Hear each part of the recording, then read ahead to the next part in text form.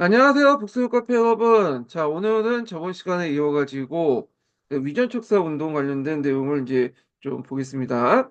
자, 위전 척사 관련돼서 예전에 한 두세 문제 정도 시험 문제 나왔거든요. 예, 여기도 이제 좀 나오는 부분인데요. 그럼 위전 척사의 의미를 좀 볼게요. 자, 여기 이제 동아 교과서 몇 페이지 보시면요. 그 114페이지에 보면요. 위전척사라는 개념이 이제 잠깐 소개되고 있는데요. 자, 위정이라는 것은 바른 것을 지킨다라는 거예요. 바른 것을. 자, 여기에서 이제 바른 것이라는 의미는 뭘까요? 이런 거는 예, 이거는 정통적인 성리학적 가치를 얘기하죠. 상강오류 같은 정통적인 성리학적 가치를 얘기하고요. 그러면 이제 이거는 우리가 중국이라고 이제 생각할 수 있지만 그 당시에 이제 그 성리학은 거의 조선화됐죠. 그래서 이 중국 문화를 보존한다는 것, 중국의 성리학을 보존한다는 것은 뭐 조선 중화주의에서 우리 것을 지키는 거다. 그러니까 예국의 의미를 의미하는 거고요. 척사라는 것은 사악한 것을 이제 척결하자는 뜻이잖아요. 자, 요때 사악의 대상은 누구냐? 그러니까 이제 요거는 주로 이제 뭐 서양의 문물 의미하죠. 서양 문물.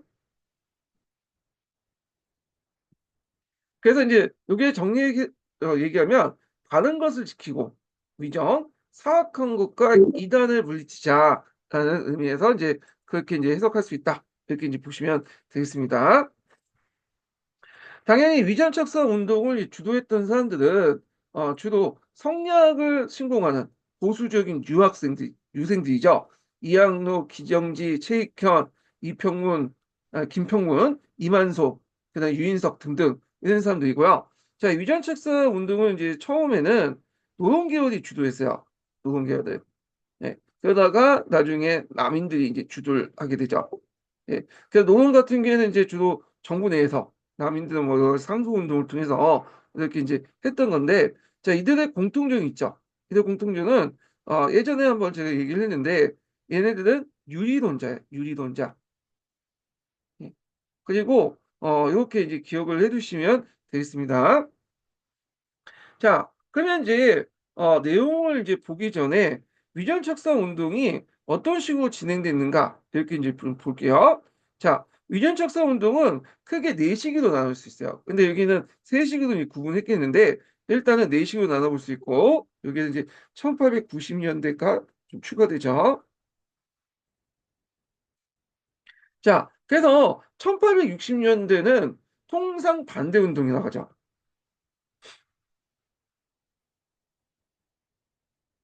예.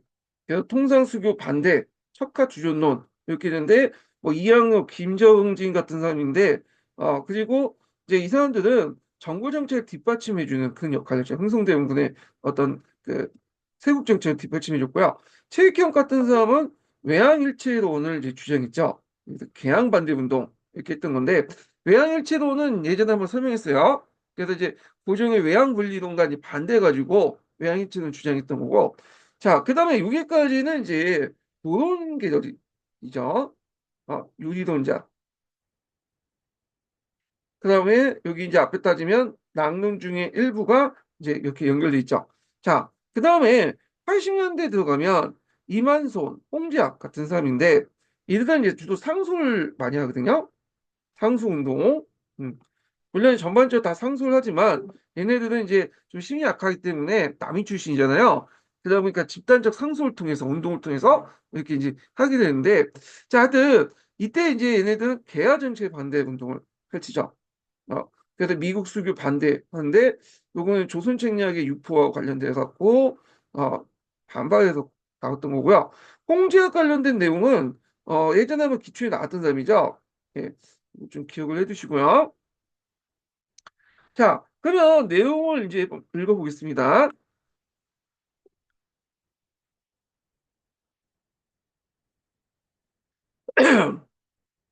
자, 서구 열강의 통상 요구에 대한 대응, 개항과 개화 정책을 추진한 과정에서 보수적인 유생들은 성리학을 바탕으로 한 기존의 사회 질서를 지키기 위해서 위전 척사 운동을 벌였다. 자, 먼저 이제 볼 게 이제 1860년대에 그 위전 척사 운동인데, 요걸 이제 통상 반대 운동이라고 이제 하죠.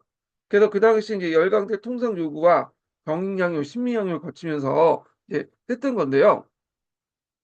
자, 병익양요 전후로 서구 열강의 통상 요구와 침략이 거세졌다. 자, 이에 이항로 등은 서구 열강과 합친을 하지 말고 맞서 싸우자는 척가주전을 주장해서 흥성대원군의 통상 수교 거부 정책을 뒷받침했다. 원래 흥성대원군하고 유생들의 어떤 그 관계는 별로 사이가 안 좋아요. 네. 근데 여기에서는 어떻게 이제 또 코드를 맞아가지고 이렇게 이제 그 당시 정부 정책을 이렇게 그 뒷받침해주는 그런 역할을 했다. 이렇게 이제 보시면 되겠습니다. 그래서 그때 이제 대표적인 사람은 이항로도 있고, 여기는 안 나왔지만, 기정진이라는 사람도 있어요. 그리고 이제 이들의 이제 주요 내용은 뭐냐면, 통상수교 거부뿐만 아니라 통상 반대 운동도 하죠. 그래서 약물 금단론, 약물이라는 것은 이제 뭐냐면 서양의 물건이죠. 이런 것들을 수입하지 말자. 그래서 이제 약물 금단론 또는 뭐 양화 배천론 이런 것들을 했다. 그래서 이제 그 당시에 이제 그들이 이제 주장했던 이제 논리가 뭐냐면 얘네들 서양의 사치품과 우리나라 필수품이 농산물이 교환되면 국내시 생산의 기반이 몰락하고 농민층의 분해가 초래될 것이다 이렇게 주장을 할 거야. 그래서 약간 이제 뭐냐면 정확하게 어떤 상황을 인식은 했죠. 예. 근데 이 사람들은 어떤 그 사태 파악은 되게 정확한데 그에 대한 이제 대안을 제시하지 못하죠. 그러니까 자신의 어떤 기득권을 침범할 수 있으니까 그냥 이제 비판하면 비판을 했던 게 좀 특징이긴 한데, 하여튼. 자, 그 다음에 이제, 1870년대 들어왔던 것이 이제, 뭐냐면, 개항 반대 운동이죠. 일본이 운요 사건을 일으켜 조선의 개항을 요구했는데, 이에 이제 체익현 등은 일본과 서양이 갖다는 외양일체론을 주장해서 이제 개항에 반대했다. 자, 외양일체론 예전에 얘기했을 거야. 고종이 개항하려고 할 때 내세웠던 게 외양분리론이죠. 일본과 외는 다르다. 우리가 이제 일본하고 수교를 하는 거는 통상하는 거는 예전에 에도막부 때 교린 관계를 다시 복귀시키는 거다. 근데 이에 대해서 이제 체육회 가서 같은 사람들은 무슨 말이냐? 예전의 일본과 지금 일본 다르다는 거예요. 이전에 어, 지금 일본은 양문을 받은 서양의 일본이다. 그래서 외양일체론을 주장했다는 거. 자, 그래서 이 외양일체론 관련돼 가지고 시험 문제 나왔어요. 그래서 외양일체 대표적인 사람들은 최익현, 김평문, 유종교, 유중교 이런 사람들인데 그 중에 이제 시험 문제 나왔던 것은 최익현이죠. 최익현. 최익현이 이제 오불가소론을 주장했잖아요. 요 관련된 내용이 예전에 기출문제 나왔던 거고요. 예. 그래서 요거는 이제 잠깐 좀 보면서 얘기를 해보겠습니다. 아이고.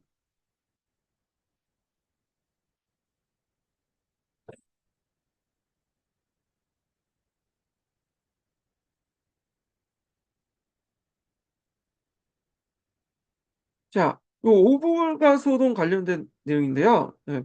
좀 예전에 나왔던 것만 중심으로 좀 볼게요. 자, 여기 뒤에 넘어가면서 두 번째 볼게요. 자, 일단 강을 맺으면 물자를 교육하게 되는데 저들의 상품은 손으로 만든 수공업 제품이기 때문에 무한한 데 비해서 우리의 물건은 모두 필수품으로 농산물이잖아요. 땅에서 생산된 유한한 것이고 이런 이렇게 교환하면 우리는 황폐해질 것이다. 그래서 이제 여기 이제 물자를 구한 거 할 때 공산품하고 농산물이 이렇게 교환하면 전자는 그 무한한 데 대해서 후자는 유한하죠.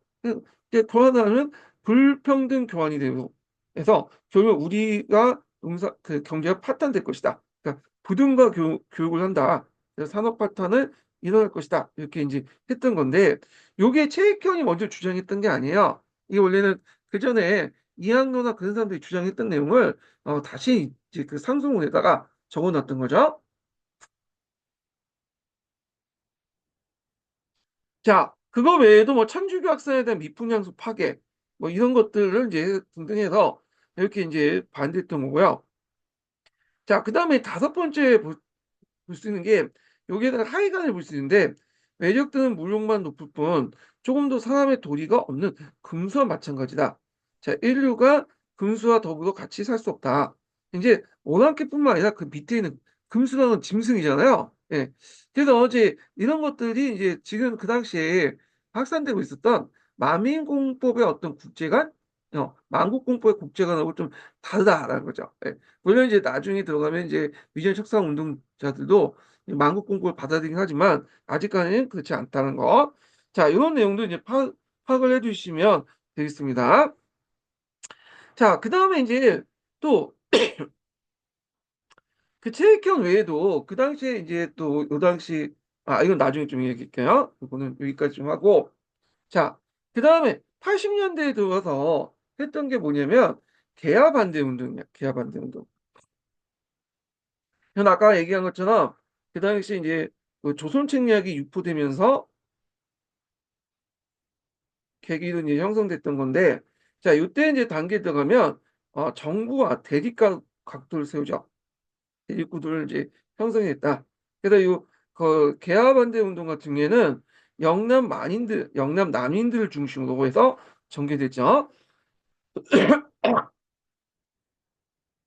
자, 정부의 개화 정책에 불만 부분 위정책 사세들은 그 당시 조선 책략의 육볼 계기로 적극적인 행동을 했는데 그때 영남을 중심으로 해서 이만손을 중심한 영남 유생지 만인손을 올렸으며 자, 이 만인손이라는 것은 그 만 명이 연장을 해갖고 서명을 통해서 올린 상소문을 만인소로 가는데 요때 처음 올린 건 아니고요.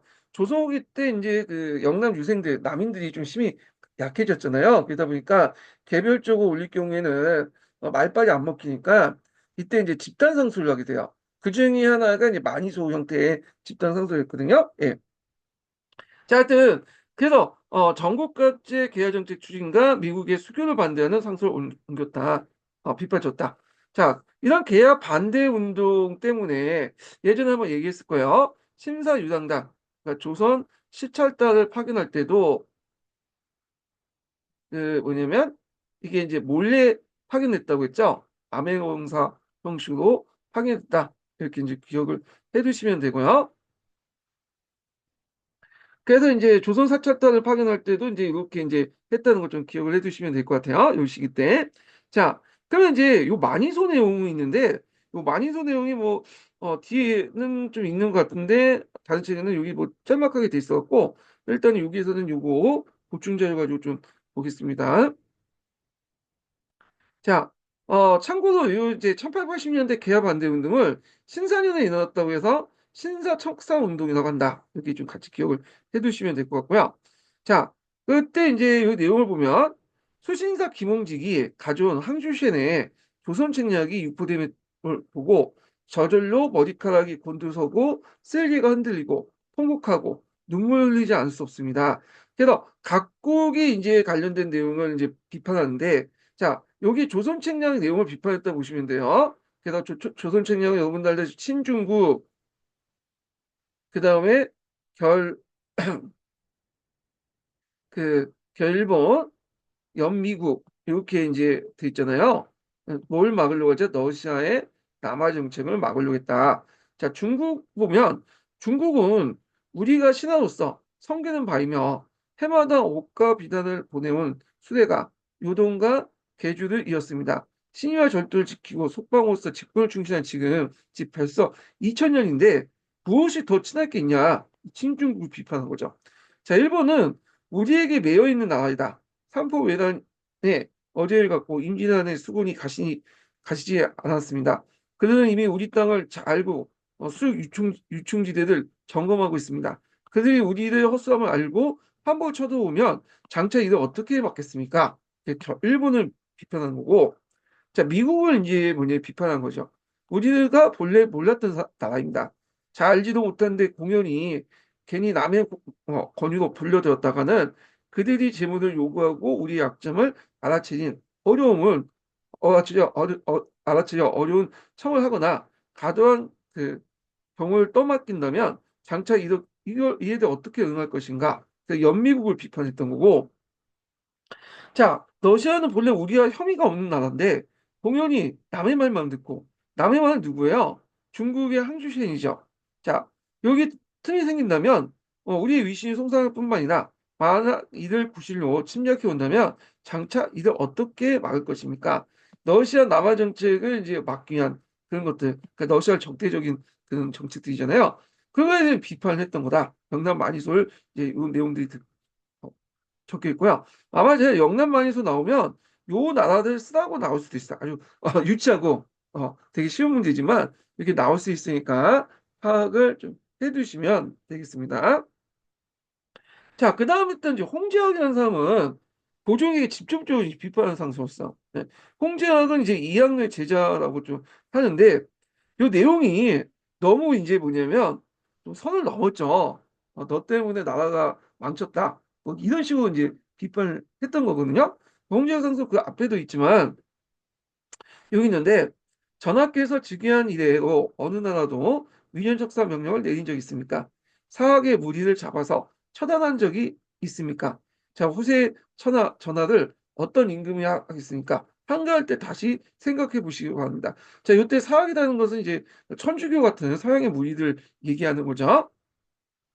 그래서 너무 이제 선을 넣고 비판했기 때문에 이 사람은 차명을 처했죠. 그래서 이거 이제 이렇게 있고 이학로 같은 경우에는 이제 약간 이제 좀 기분 나빴지만 좀 예의를 좀 지켰기 때문에 좀 유배 정도 당했지만 이 사람은 차명에 처했다. 홍제와 관련된 내용이 예전에 한번 기출문이 나왔죠. 이거 그래서 이 홍제역의 만어청사소라고 해요. 정확하게 이 상소 내용이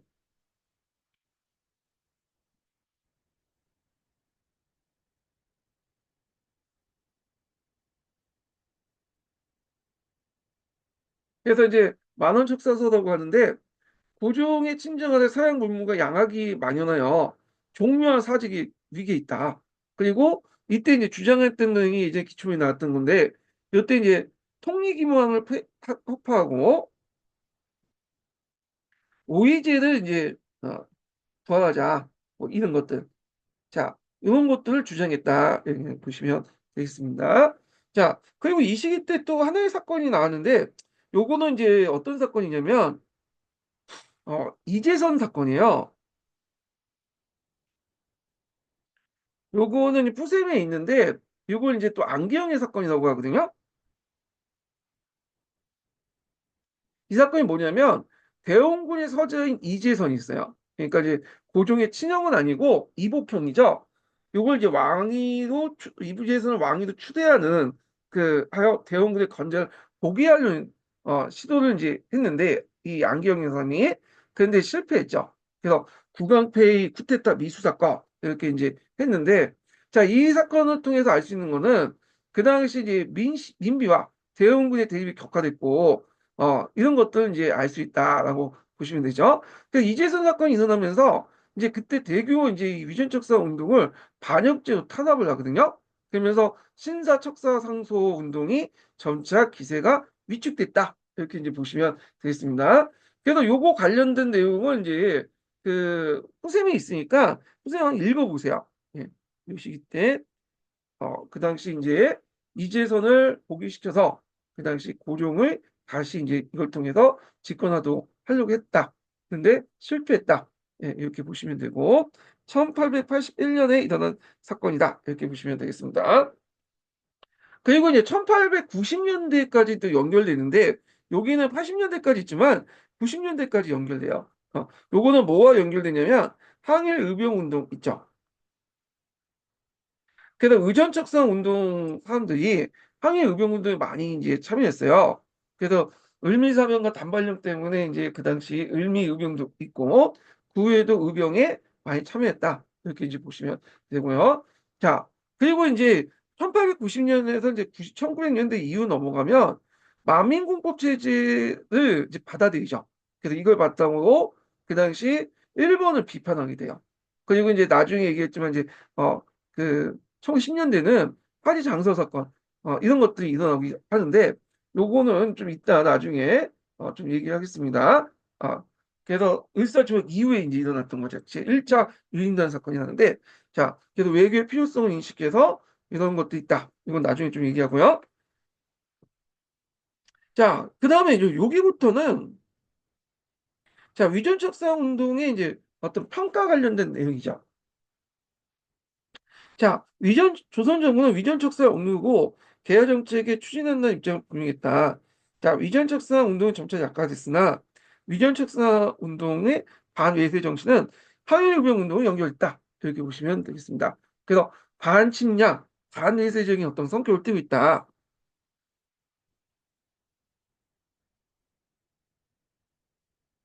근데 아쉽게도 반봉건 아니죠. 자, 그 한계가 이제 반봉건하고 연결되어 있는데 조선왕조의 전제주의 정치체제, 지주 중심의 봉건적 경제체제, 양방 중심의 차별적인 신분제도, 이런 성리학적 유일사상 체제를 계속 유지하려고 했다라는 거죠. 예. 그래서 이들은 현 상황을 정확히 인식하고 비판했지만 대안을 제시를 못했고, 그리고 그냥 비판의 비판, 자신의 기득권을 지키기 위한 비판만 했다 이렇게 보시면 돼요. 그렇지만 이제 상대적으로 볼 때는 개화파보다 훨씬 더 애국자였다. 이렇게 보시면 돼요. 개화파들은 나중에 개화군이라고 부를 만큼 변절했잖아요. 상당수 친일파가 넘어가게 되고. 근데 위전척사 운동 계열들은 뭐냐면 끝까지 싸웠거든요. 예. 그래서 결국에는 이제 나중에 항일운동 계승되고 일제강점기 때 무장 독립 투쟁하는 사람들이 대부분 이 계열 속에서 이제 연결되죠. 예. 그래서 우리가 생각해 우리가 꼰대라는 이미지가 있지만 뭐냐면 존경받는 뭐 보수다 이렇게 이제 보시면 되겠습니다. 예. 자, 그다음에 이제 그 밑에 보면 이제 위전척사 운동은 현재 어떤 의미를 가질까 있는데 한번 그냥 읽어보세요. 시험 문제 나오지 않을 것 같고요. 자, 그다음에 이제 이렇게 있고 이모군란 부분을 넘어가기 전에 이제 다른 책을 좀 봐야 되겠죠. 여기 이제 시메스 교과서를 보겠습니다. 제가 이제 시메스 교과서를 최근에 봤는데 엄청 잘 돼 있더라고요. 15년 개정 교과서 아 죄송합니다. 목이 좀 막혀서 그래요. 예. 제가 여기 자주 하다 보니까 학교 가기도 하고 여기도 하니까 목이 금방 쉬더라고요. 그래서 제가 쉬는 시간을 좀 많이 두고 최소한 이제 좀 많이 그 시간을 좀 어, 체크하면서 지금 하고 있거든요. 그런데도 좀 약간 목이 안 좋아요. 예. 하여튼 좀 양해 좀 해주시고요. 시마스 교과서고 이제 동화 교과서가 좀 잘 돼 있었어. 그래갖고 제가 이제 그 앞부분에 그 읽을 때 두 개를 메인으로 잡고 이제 읽고 나머지 천재나 해남은 이제 약간 없는 내용들만 빠져가면서 읽고 있거든요. 그래서 공부하실 때 시마스하고 그 동화 교과서 두 개를 좀 많이 봐주시는 것도 괜찮은 것 같아. 정리할 때요. 자, 그럼 내용을 보면요. 자, 서구 열강이 통상을 요구해오자 조선에서 보수적인 유생들이 위전척사 운동을 전개했다. 자, 위전척사 운동의 의미 여기 옆에 있죠. 자, 위전척사 운동으로 성리학적 정통 질서를 지키고 서구 문물과 사상을 배격하고자 했다. 1860년대 서양의 침략의 위험에 맞서 통상 반대 운동이 정리됐고요. 이때가 이제 1860년대에 있었던 첫 번째 위전척사 운동이죠. 자, 프랑스가 병행량을 일으키자 이항로, 김정지 같은 서양 세력들이 맞서 싸우는 척화 주존론을 내세우면서 흥성대원군의 통상 수교 거부 정책을 지지했다. 그리고 1870년대 강화도 조약이 체결된 무렵에 체익현을 비롯한 유생들이 일본과 서양에 갔다는 외항일치론을 주장하면서 일본의 개항륙을 반대했다. 자, 이들은 서양과 서양을 짐승과 다를 바 없다고 생각했으며 외세의 굴복과 문을 개방하면 경제가 파탄되고 자주권이 손상될 것이라 주장했다. 요거는 이제 앞에서 이제 얘기한 거 연결됐는데 여기 백성들의 목숨이 걸려 있으며 유한한 문화, 농산물 가지고 저들의 사치스럽고 기이하며 마음을 좀먹고 풍속을 해치는 문화와 교환한다면 해마다 그 양의 수만이 있을 것이다. 예. 그래서 당시에 어떤 그 서양의 침략우들, 일본의 침략우들 정확히 파악을 했죠. 자, 그다음에 80년대에 개화 정책이 추진되고 조선 책량이 유포되니까 이만성 같은 영남 지방의 유상들이 많이 손을 올려서 미국과의 수교 개화 정책을 추진에 반대했다. 요 홍정은 국왕을 구타하는 상소를 올렸고 처형했다. 올렸다가 처형당했다. 이렇게 있고요. 자, 그다음에 위전척사 운동은 성리학을 바탕으로 등 양반 중심의 사회 질서를 지키려 했던 점에서 한계가 있다. 여기 이제 있고. 그러나 서양의 이제 일본 침략에 반대하는 서양과 일본의 침략에 반대하는 반의에서 반침략 선교를 띄었으며 항일우병 운동은 계승되었다. 예. 그래서 여기 보통 이제 뭐 의의와 한계사 이런 말이 나올 때는 주로 이제 여러분들이 생각하는 의의와 한계사는 아니라 최대한 교과서 그래서 쓰시면 될 것 같아요. 그리고 그래서 그 밑에 이제 각 시기별로 뭐냐면 그 위전책상 운동에 관련된 상소 내용이 있거든요. 그래서 보통 위전책상 운동 상소를 통해서 이제 하기 때문에 중요한데 그 중에 이제 최익현의 이제 요구와 상소 내용과 그 다음에 영남 만이소 이만서 영남 만이소 상당히 중요한 상소죠. 읽어보시고요. 예. 자, 그 다음에 이제 이런 식으로 이제 있고 그 다음에 넘어가서 천재교과서를 보겠습니다. 자, 여기 천재교과서는 뭐 비슷해요. 위전책상 운동 내용이 나오고 척화주준론, 그다음 외양일치론, 많이 소 이렇게 이제 했고 그 밑에 이제 뭐 탄압받아서 약화됐다 이 내용인데 여기 좀 눈여볼 게 뭐냐면 백낙관의 척화상소가 있어요. 그 당시에 이제 여러 상소들이 올렸는데 요거는 별 중요한 상소는 아니긴 한데 일단은 요 당시 이제 요 다른 교과서 없는 상소거든요. 그래서 이제 요거 내용 한번 읽어볼게요. 자, 지금 외적은 겉으로 내세우는 명분 통상이지만 속으로는 재앙을 일으킬 마음을 갖추고 있습니다. 기이한 물건과 제한 사람들의 마음과 눈을 현혹합니다. 자, 우리 땅에 들어와서는 그들의 집을 짓고 우리의 곡식을 받고 그들의 식량을 먹으며 우리의 금을 캐서 어, 그들의 병기를 만들고 담당 신하가 이를 결정할 줄 모르고 반대로 재물을 탐내어 강화를 주장하면서 나를 팔아먹고 있습니다. 그래서 당시 유생들 이후 상속 내용 볼 때 상당히 뭐냐면 정확히 본 거죠. 일본의 시체는.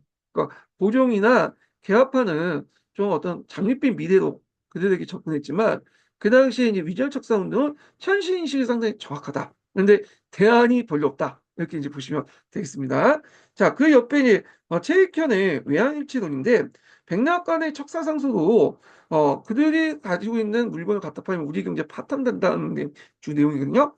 요 최익현의 외환일치론도 마찬가지예요. 그래서 최익현의 주장이나 백낙관의 주장이 그 당시에 그냥 위전척사 운동의 어떤 보편적인 사고방식이었다. 생각이었다. 이렇게 보시면 되겠습니다. 예. 자, 그래서 그 한번 내용을 볼게요. 최익현은 1870년 1월 강화도 체계를 반대하는 그린 지북복 걸척 하이소.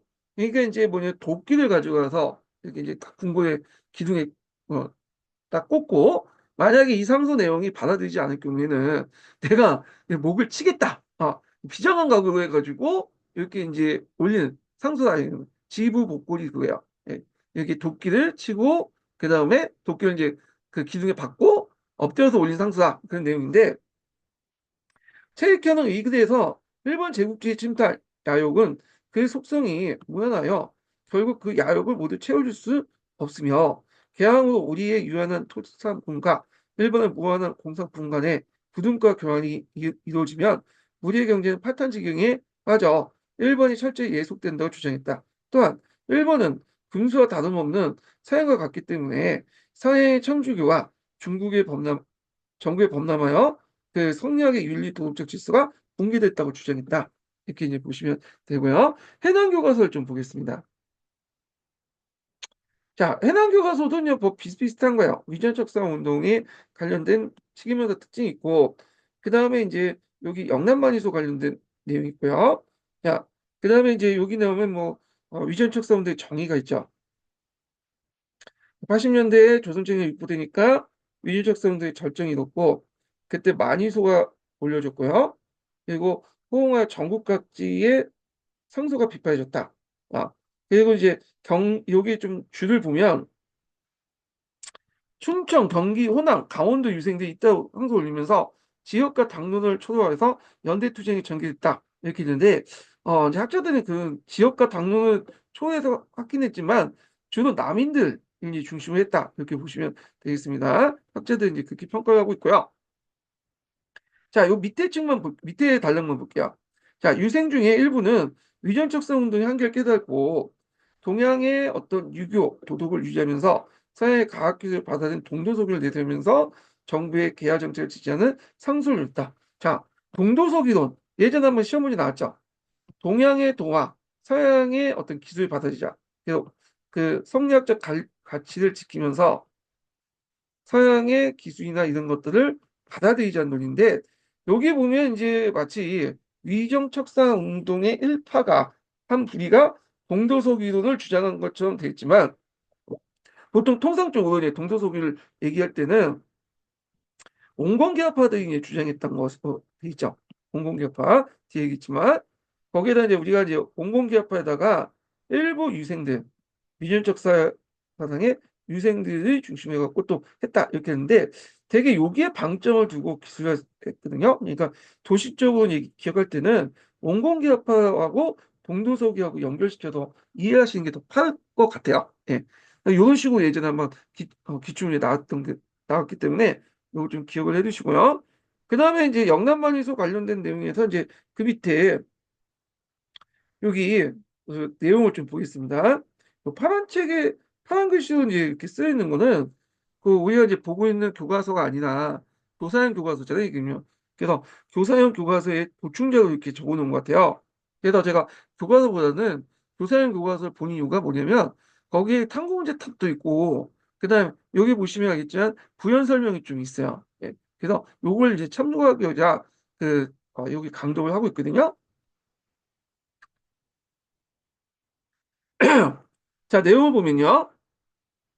청가는 기존의 외교 관계를 어집힌다는 이유로 일본과는 조선을 호신탄탄 노린다는 마음을 더 커진 것이라는 이유로 미국과 러시아는 원래부터 관계가 없는데 굳이 이들을 불러들일 까닭이 없다는 이유를 들면서 조선 책략의 주장을 강하게 비판했다. 마지막으로 이러한 서적을 가지고 온 김홍직 등을 배척하고 조선 책략을 불태워버릴 것을 요구했다. 이렇게 이제 보시면 되겠습니다.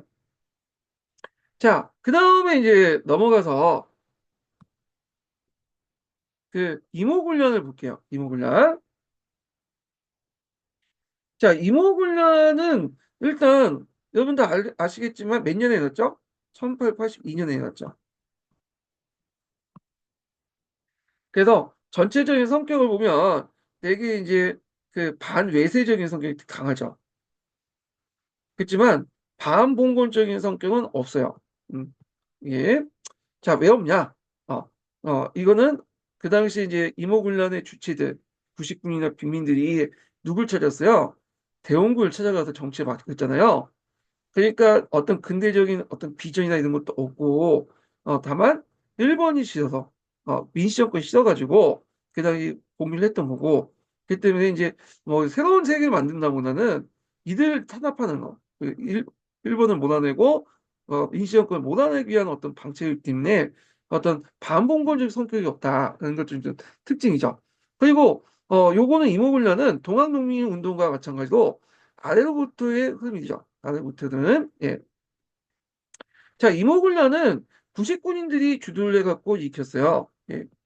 그래갖고 이제 이 구식군인들 주로 이제 예전에 오군영에 속했던 그런 사람들이죠. 자, 이들이 1년 넘게 월급을 받지 못한 곳이 있었는데 그 당시 간신히 받은 그 한 달치 월급에 쌀뿐만 아니라 모래나 겨가 많이 섞여 있는 거야. 그래서 폭동을 일으켰는데 그 폭동에 도시 하층민까지 가담을 하면서 걷잡을 수 없이 커졌죠. 자, 이들은 전국 교관과 일본 교관을 죽이고 일본 공사관을 습격했고요. 그 다음에 이제 궁궐을 공격해서 왕비를 찾으려는데 왕비가 이제 그 당시 도망갔죠. 그래서 있고 이때 이제 고종은 흥성대원군에게 정권을 맡겼는데 이 집권한 흥성대원군은 이 군란을 수습한 한편 정부의 개화 정책을 중단시켰고 그리고 했는데 청해 개입으로 상황이 바뀌었죠. 그래서 결국에는 이제 흥성대원군이 청을 압송해가지고 이렇게 이제 하는 거 끝나게 되는데요. 자, 이모군란의 이제 배경을 보면요. 여러 가지도 이제 볼 수 있는데, 일단은 민시세력과 대원군 세력의 갈등, 이런 걸 볼 수가 있죠. 그 다음에 일본 세력 침투에 대한 국민들의 어떤 반발, 민의 반발, 그 다음에 민실 쪽의 어떤 부정부패.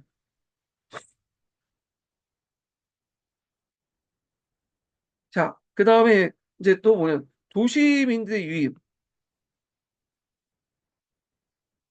그리고 빈민들의 증가. 요거는 이제 그 당시 개항 정책하고 좀 연결시켜서 봐야 되는데요. 나중에 얘기했지만 그 당시 많은 쌀들이 일본으로 빠져나갔죠. 쌀값이 폭등한 거야. 쌀값이 폭등하면 당연히 물가도 오르고, 그리고 지지들이 이제 뭐냐면 쌀값 오르니까 소장료도 오르고 하니까 거기에서 이제 몰락한 그런 농민들이 어디로 많이 들어갔어요? 도시도 도시 빈민화되죠. 그리고 도시에 살고 있는 일반 평범한 사람들도 물가가 쌀값이 오르니까 대거 이제 경제적 어려움을 겪고 있었고요. 자, 이런 것들이 이모군란 때 빈민들이 거기에 많이 참가했던 원인이었고, 또 이모군란 때 쌀을 못 줬던 이유도 다 이유가 있죠. 쌀이 일본 쪽으로 많이 빠져나갔기 때문에요. 자, 그러다 보니까 그 당시 구직 군인들이나 그 다음에 또 이제 그 일반 평민들은 그 당시 이제 그 정부의 개화 정책에 대해서 불만을 풀 수밖에 없죠. 왜냐하면 개화 정책을 통해서 개항을 했더니 그 이득을 얻는 사람은 상위 1%고 나머지는 다 뭐냐면 손해를 보고 있잖아요. 네. 그래서 이제 이거에 대한 어떤 분노 이런 것들이 폭발됐다. 그래서 직접적인 또 계기가 됐던 것은 이제 또 뭐냐면 99년대 차별이죠.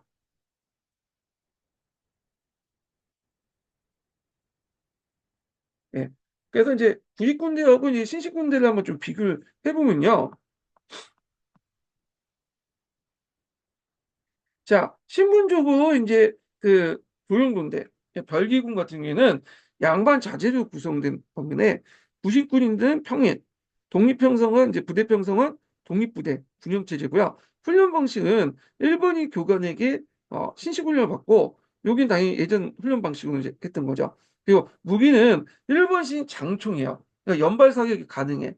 그리고 우리가 생각하는 이제 뭐냐면 그 지금 총알이 나가잖아요. 총알이 나가는 그 총이죠. 근데 예전에 이제 하승총 같은 경우에는 심지를 붙여서 그 당시 이제 이렇게 해서 폭발되는 거죠. 그러니까 하약 에너지를 운동 에너지 전환해 갖고 이제 하는 거잖아요. 그래 갖고 이제 여기에 이제 총탄이 나가긴 하는데 우리가 생각하는 그 총탄이 동글동글하게 생긴 총탄 있잖아요. 그런 총알이 나가죠. 근데 여기는 주로 이제 화학 에너지도 운동 에너지 변하긴 해. 총알 같은 건 운동 에너지잖아요. 근데 이거는 그 탄피가 그 안에 있어 그 탄피가 적발돼 갖고 그 탄피의 어떤 화학행위를 통해서 이게 총알이 나가는 거잖아요. 예. 그래서 여기는 그 하승총은 그 쟁겨서 화약을 쟁겨서 그걸 나가는데 그래서 탄피에 땡겨 갖고 나가는 장총이었다. 그러니까 당연히 여기가 연사도 가능하고 그 다음에 사정 유효 사고도 더 클 수밖에 없겠죠. 예. 자, 그래서 이제 이런 그 차별이 있었고, 결국엔 앞에서 언급한 도봉소 사건을 계기로 해가지고, 이렇게, 예, 폭발돼 나갔다. 그래서 도봉소 사건 관련돼서는 여기 주에 있으니까 한번 읽어보세요. 예.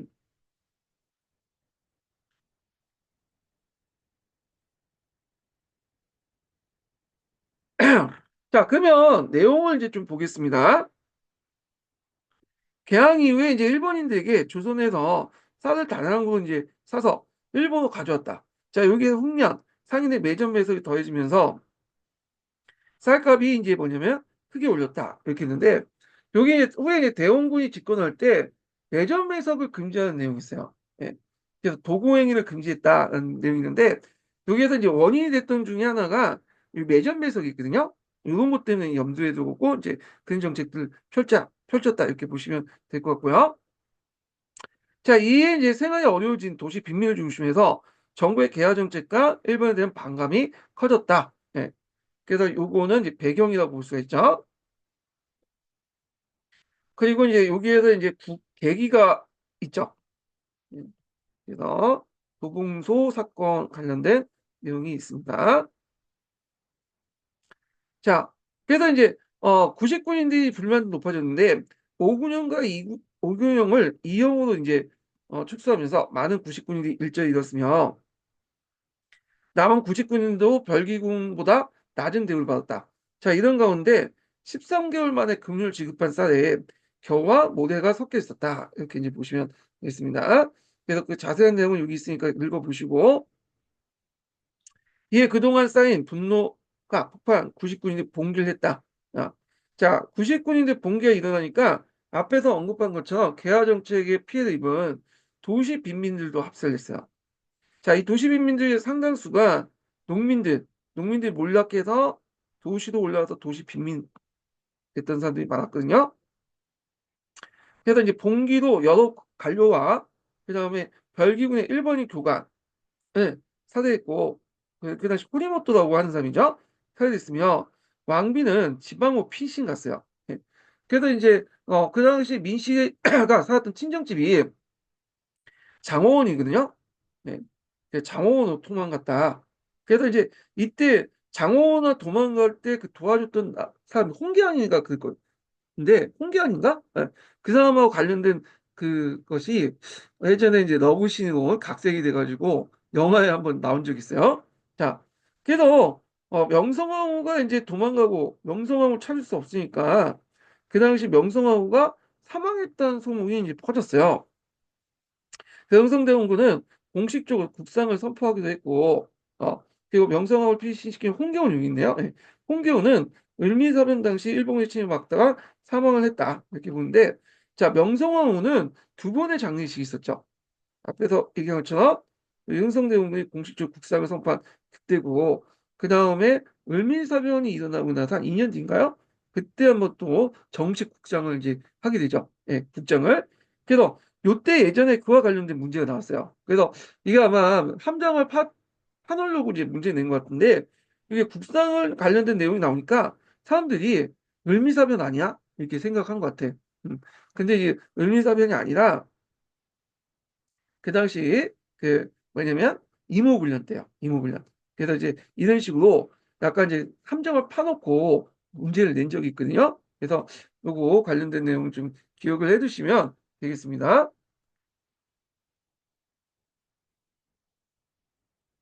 자, 봉기가 확대되자 고종은 흥성대원군의 수습을 맡겼다. 자, 그 당시 흥성대원군은 중립기원을 받고 가만히 보고 있는 척 했죠. 그리고 이제 겉으로는 그렇게 하고 그리고 또 너희들 그렇게 하지 말고 조용히 물러나라. 뭐 이런 식으로 이제 하는 상태였고 그렇지만 흥성대원군 뒤에 사람을 풀어서 예, 흥군의 99인들과 빈민들 막 선동질해서 결국에 고종이 겁을 먹고 흥성대원군에게 사퇴 수술을 맡겼다. 이렇게 보시면 되겠습니다. 그래서 이 흥성대원군이 잠깐 이제 집권하고 나서 했던 정책들 보면요. 통일기무화문과 별기군을 폐지하고 오군형을 부활하는 등 개화 정책을 중단했다. 그래서 종전에 민시정권 했던 정책들을 부활시켰다. 이렇게 보시면 되겠습니다. 거기다가 이제 아까 말처럼 도구 폐지도 있어요. 도구 폐지. 매점 배석 페이지죠. 이거는 요거하고 연결돼서 보시면 되고 흥성대원군은 예전에도 자기가 집권할 때 매점 배석을 금지시키려고 했어요. 그거는 이제 예전에 집권자들 다 통상적으로 했던 정책들이야. 근데 이제 요때 당시에도 이게 계속 남아있다 보니까 도구 폐지를 이제 내걸었다. 이렇게 보시면 되겠습니다. 도구 폐지 관련된 내용은 심푸sem이 있으니까 한번 읽어보세요. 자, 이모군련 소식은 청과 일본에도 알려졌다. 자, 민실의 요청을 받은 그 당시 청은 군대를 보내서 흥성대원군을 납치하고요. 이모군련을 진압했죠.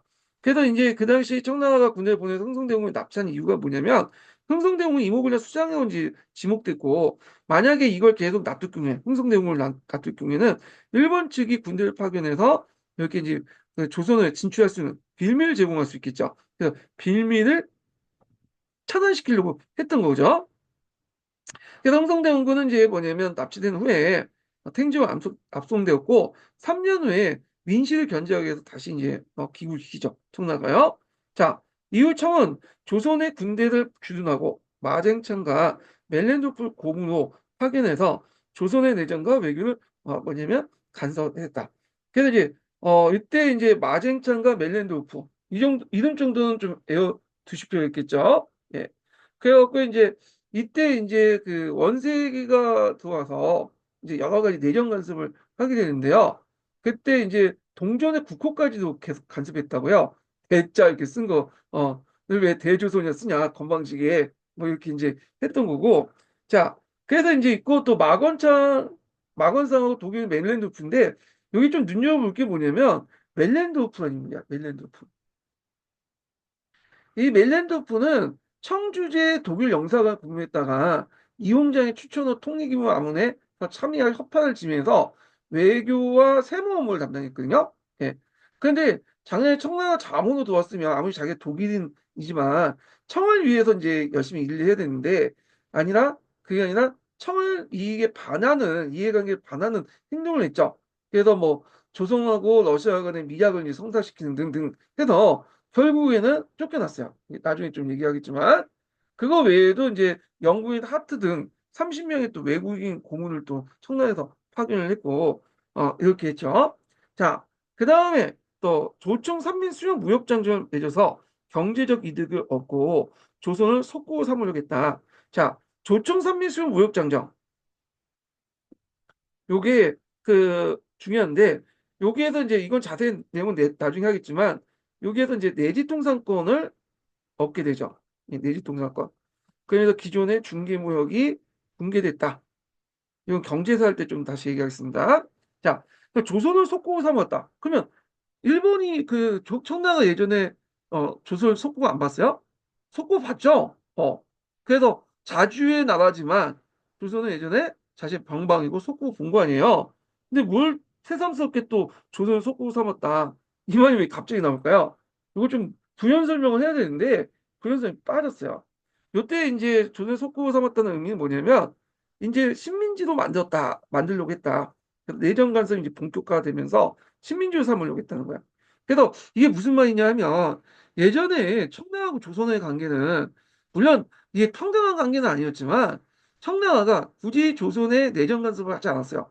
자주의 나라기 때문에 자신의 속방이고 뭐냐면 속국이지만 자주의 나라기 때문에 내버렸거든. 내정 간섭을 자기 하지 않고 자 그래서 이제 했는데 이때부터 이모군련부터는 청나라가 이런 이제 조공 관계를 계속 왜냐면 사대 외교 관계 있죠.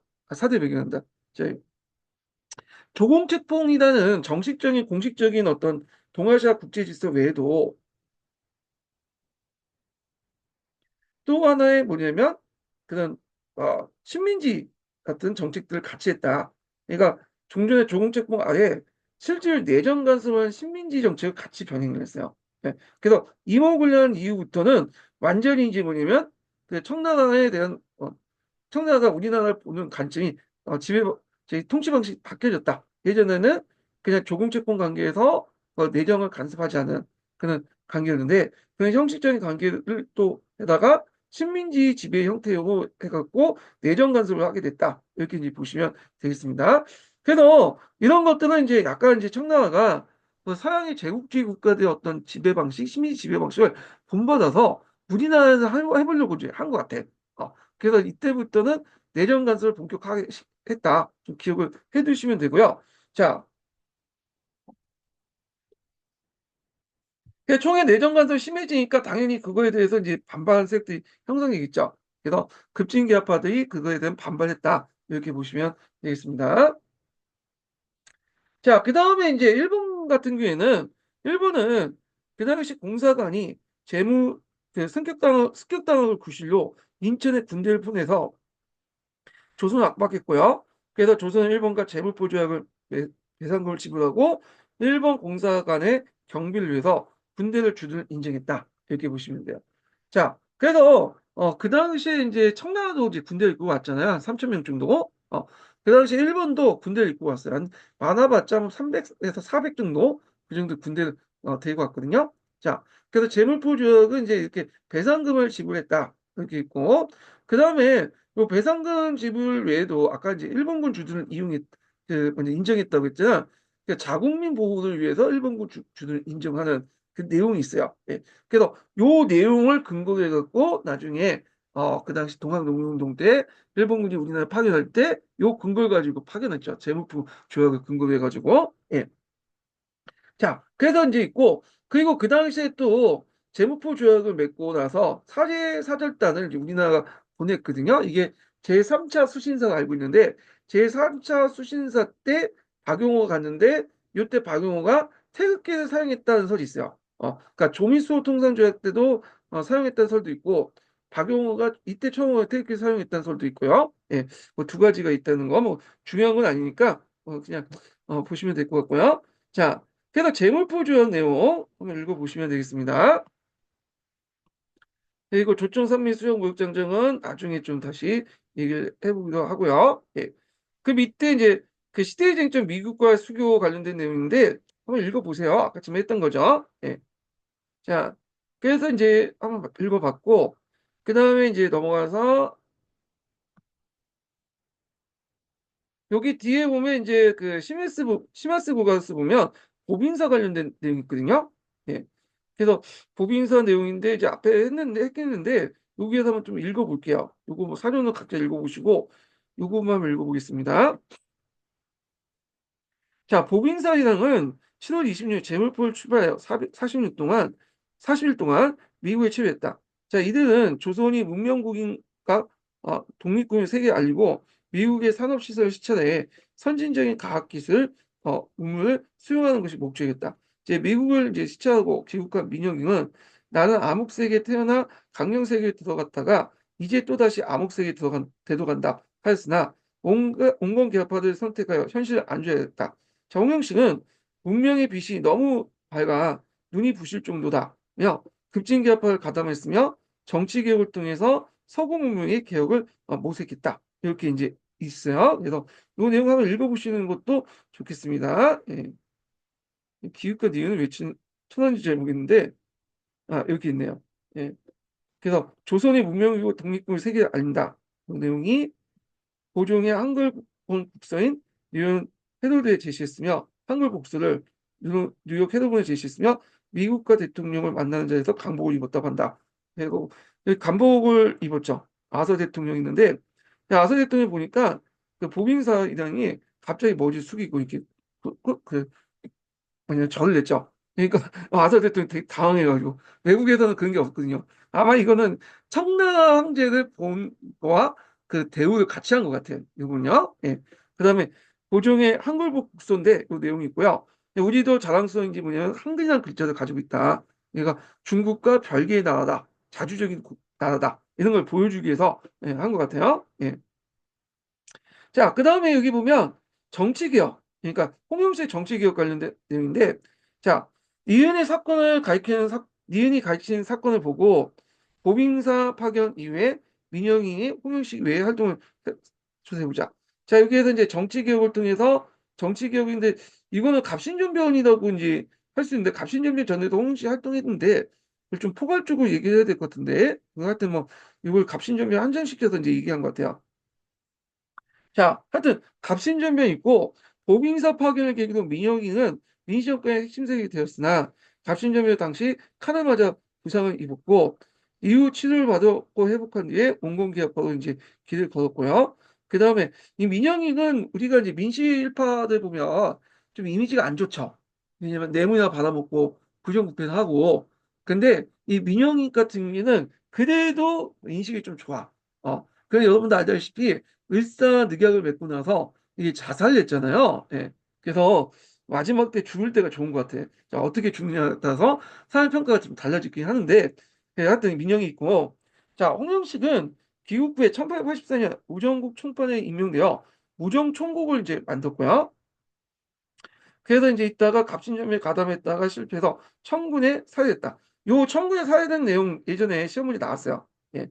그 갑신전변 때 살아남은 사람들, 그러니까 갑신전변 때 활동했던 사람들이죠. 이 사람들이 후에 어떻게 됐나? 요 관련된 내용이 예전에 한번 기출문제 나왔던 거거든요. 그래서 이런 것도 이제 파악을 해두시면 되겠습니다. 예.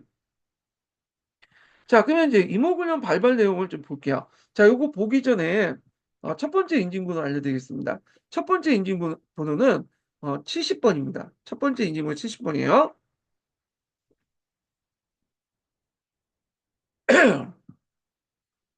자, 조선정부의 개화 정책에 대한 반발은 양반 유생들뿐만 아니라 구식군인과 도시 하층민들이 터져나왔다. 개항 이후에 그다음 일본에 쌀, 콩 등이 공물이 유출되면서 쌀가루 폭등하자 백성들의 불만이 높아졌다는 거. 이런 것들이 빈민들이 가담하는 원인이 되었고 농민들이 몰락해서 도시 빈민으로 이렇게 유입되는 또 배경이 됐죠. 이건 나중에 얘기했지만 이 당시에 이제 그 경제 체제를 미명 교환 체제라고 하잖아요. 일본이 가지고 온 미와 아니, 일본이 가지고 온 명과 우리나라 쌀이 이렇게 교환하는 그런 체제죠. 예. 그래서 쌀이 많이 유출돼서 쌀값과 물가가 같이 올랐다. 근데 지금 일본에 보니까 쌀값이 올라갔다고 그래요. 쌀값이. 그래서 쌀이 올라서 전반적인 물가가 한 1, 2% 올라갔다거든요.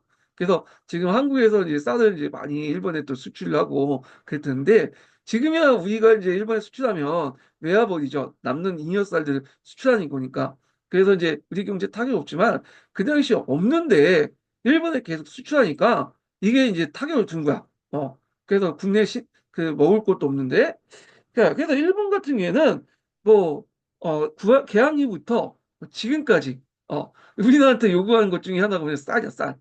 쌀을 많이 가졌다. 물론 지금 우리가 쌀을 수출하는 거는 좀 지금 개항기 때하고 맥락이 좀 다르긴 한데 자 하여튼 자 또한 별기군 착설 등 군제 개편 과정에서 일부 구식군인들이 직업을 잃었고 남아있던 구식군인들은 급료를 제대로 받지 못했다. 자, 그래서 이제 여기와 관련된 내용을 좀 볼게요. 개화정책 추진 후 오군영을 이용으로 통합하는 과정에서 많은 군인들이 실직되었고, 또한 재정 악화와 벨기군의 창설에 따른 비용 증가로 군인이 오랫동안 급료를 지급받지 못했다. 예. 자, 이런 가운데 13개월 만에 급료를 지급된 쌀에 겨우와 모래를 섞였자 군난 구식군인들은 폭동을 일으켰다.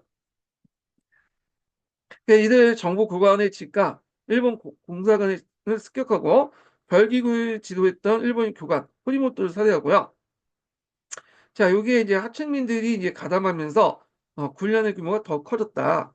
자, 고종은 사태 수습하기 위해서 흥성대원군에게 정권을 맡겼고요. 흥성대원군은 통일기무화문과 별기군을 폐지하고 오군영을 부활하는 개화정책을 중단했다. 그러나 민주세력의 요청으로 군대에 파견한 청은 분란의 책임을 물어 흥성대원군을 광제로 청에 데려갔고 피신했던 왕비를 항문했다. 예. 자, 이모군란 영향을 보겠습니다. 이모군란 영향 관련돼서 예전에 한번 98년도에 한번 기출문제 나왔어요. 예. 그 결과고 의인가? 그게 나왔거든요. 자, 그래서 이제 좀 보면 임오군란을 진압한 청은 조선의 내정과 외교를 본격적으로 간섭하기 시작했다. 이때부터 이제 청나라가 우리 대한 제도가 달라졌다고 했죠.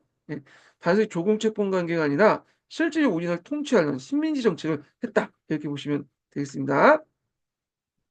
청은 조선의 군대를 주둔시키고 마건산과 멜렌드호프를 각각 재정과 외교 부문을 파견했다. 그리고 이제 조총 삼민 수용 무역 장려를 체결해서 허가받은 청나라 상인들의 내륙 진출을 가능하게 했고요. 자, 일본 공사관이 습격받는 구실로 조선과 재물포 조약을 체결하고요. 그다음에 그 결과 조선은 일본에 배상금을 지급하고 일본 공사관에 일본군 경비병을 주둔을 허용했다. 자, 그 외에도 여기 플러스 시키자면 그때 이제 맺어진 조약 중에 하나가 뭐냐면 조일수 조교 속약이 있어요.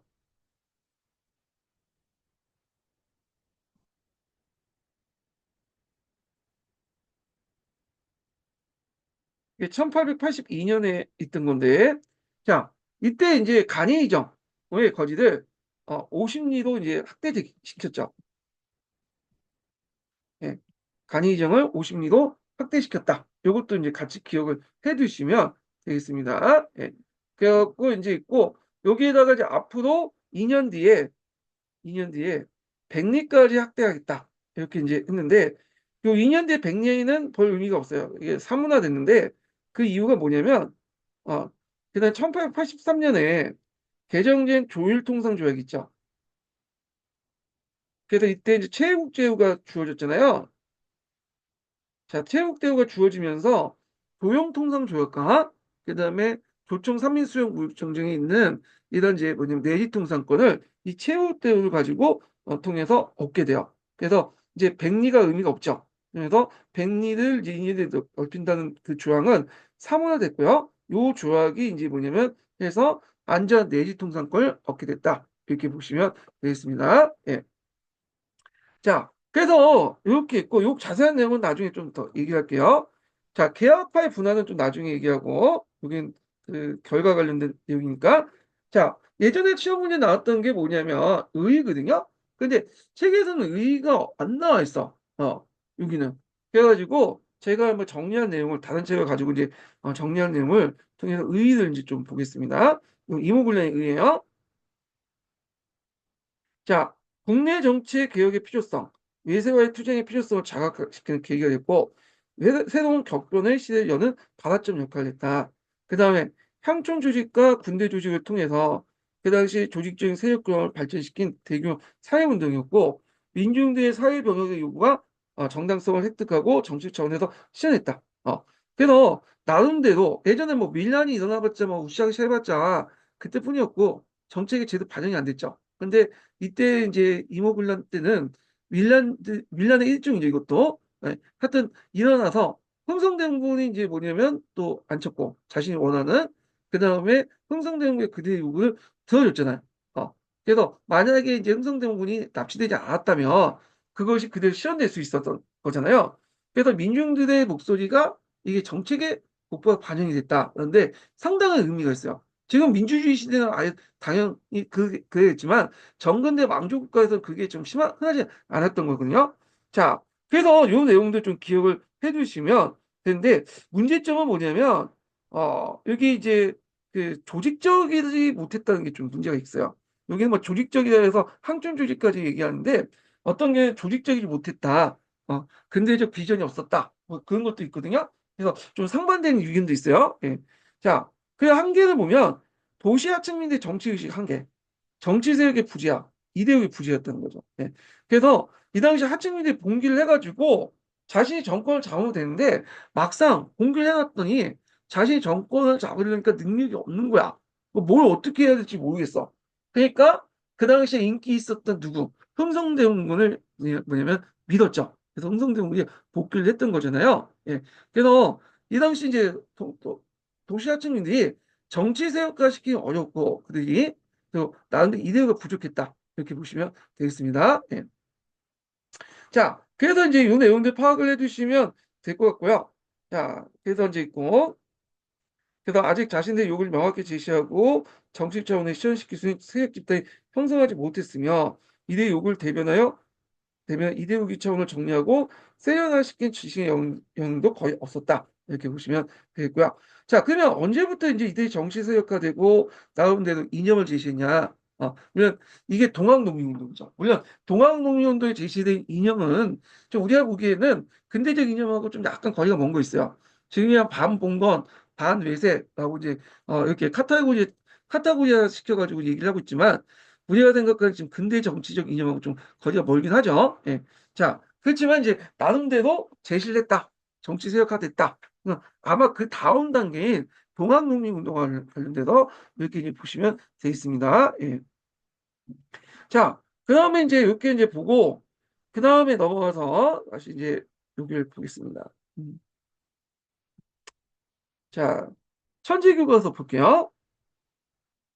자, 천재교과서 이제 이모군란 관련된 내용 있고, 그 다음에 가정 관련된 내용 있죠. 그리고 있고, 자, 이때 이제 이모군란 때 청구가 앞서간 흥성대원군 관련된 내용이 있어요. 여기 한번 읽어볼게요.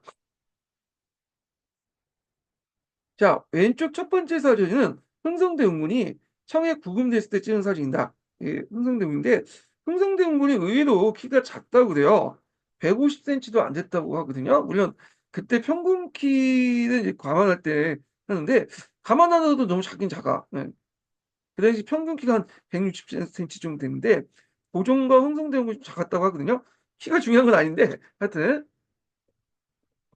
자, 그 다음에 임오군란이 일어나자 청은 일본이 군란의 책임을 추구해서 조선의 내정 개입을 막기 위해서 흥성대원군을 잡아가는 목적이죠.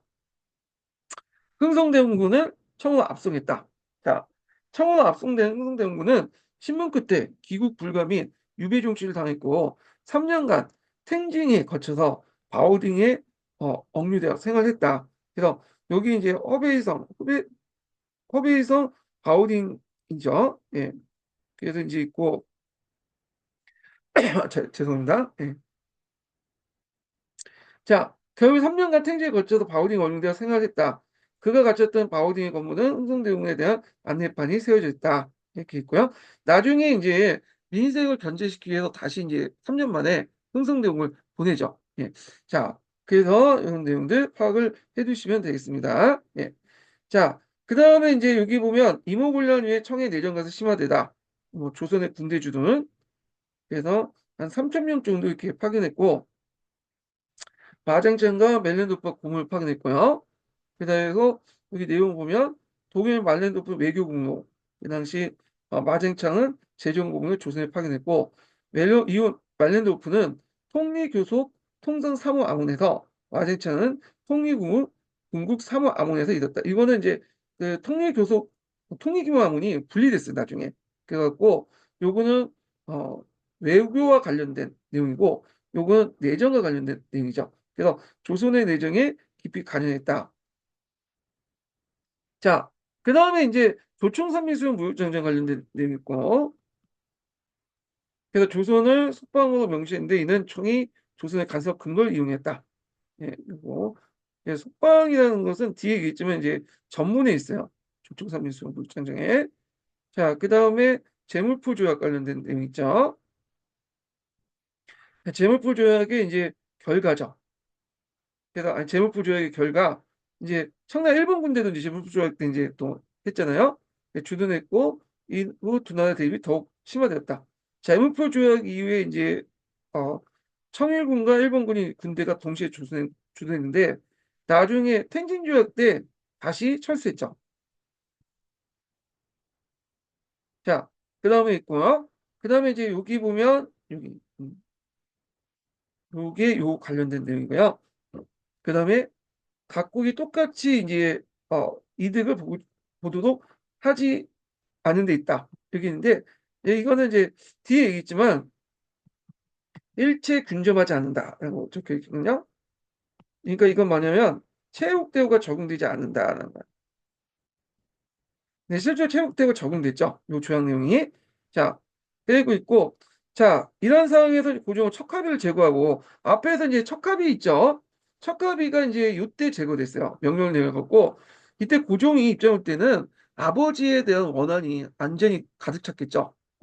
그래서 아버지하고 이제 정치를 결별할 때 자기 친정할 때는 좀 약간 그래도 아쉬움이 있긴 있었죠. 근데 고마움도 있었고 근데 요걸 계기로 해서 완전히 뭐냐면 아버지가 갈라졌다 이렇게 보시면 돼요. 그리고 이제 고종하고 흥성대원군이 사이가 진짜 나빠가지고 나중에 흥성대원군이 사망 죽을 때 장례식조차 안 갔다고 그래요. 흥성대원군 장례식. 예. 자, 그래서 하여튼 이렇게 있고 통치기구와 군사제도 정비하고 방목을 설치해서 한성숭보를 이제 발간하는 등 개화 정책을 다시 추진했다. 자, 이때 이제 한성숭보, 방문국 주로 이제 급진개화파들이 운영했죠. 그 갑신전멸까지 급진개화파들이 운영했던 거고요. 그러나 이제 청해 내정관습과 민시정권의 친정 사대 정책, 예산 부족의 이유로 개화 정책은 제대로 진행되지 못했다. 이렇게 보시면 되겠습니다. 자, 그 다음에 이제 뒤에 넘어가서 이건 좀 나중에 읽고요. 해남 교과서를 볼게요. 자, 99인데 왜 봉기했을까? 이 내용인데 요거는 뭐 앞에서 했던 대로 이렇게 있는데 여기에서 이제 개항으로 외국 상품이 되면서 쌀이 유출되면서 어려움이 가중되었다는 거 이런 것들 결국에는 차별 대우.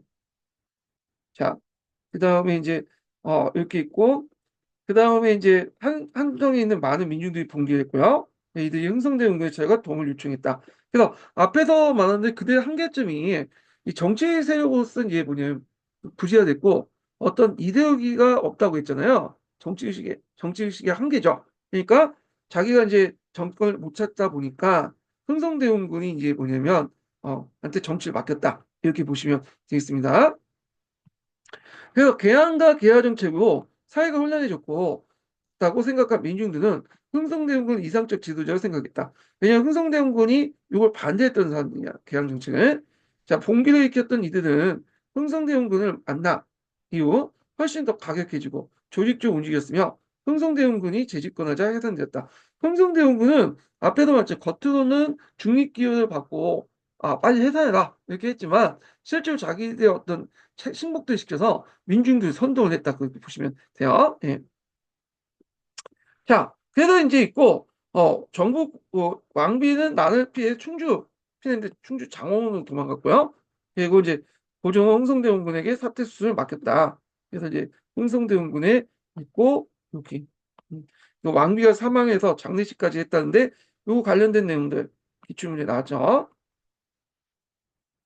자, 그래서 이제 결국에는 이제 청구의 개입으로 홍성대원 그 당시 민실파가 권력을 장악했다. 이렇게 보시면 되겠습니다. 예. 자, 그래서 이제 이렇게 해서 한번 좀 살펴봤고, 그 다음에 넘어가서 여기는 뭐 거주무역이 이제 여기 관련돼 갖고 경제사가 요 앞부분에 있네요. 해난교과서가 예전부터 여기 이제 정치사와 경제사를 같이 그냥 섞어놨더라고. 네. 그래갖고 이제 이걸 테마별로 이렇게 구성이 됐거든요. 15년 개정 교과서에도 그러니 여기 22년 개정 교과서도 여기 중간중간에 경제, 사회나 이런 것들이 딱 섞여놔서 좀 그래요. 그러니까 정치와 경제를 같이 봐야 된다는 의도에서 얘기한 것 같은데 좀 이렇게 분류하게 읽다 보면 이게 불편해. 이게 왔다 갔다 하잖아. 다른 책에서는 이게 딱딱 명확하게 정치사, 경제사 분리돼 있는데 그래요. 예. 자, 그래서 이제 이렇게 이제 봤고 그 다음에 이제 갑신전병과 열강대 대립을 보겠습니다. 계합파가 분열되다 이렇게 볼게요. 자, 요거는 좀 쉬었다가 진행을 하겠습니다. 예.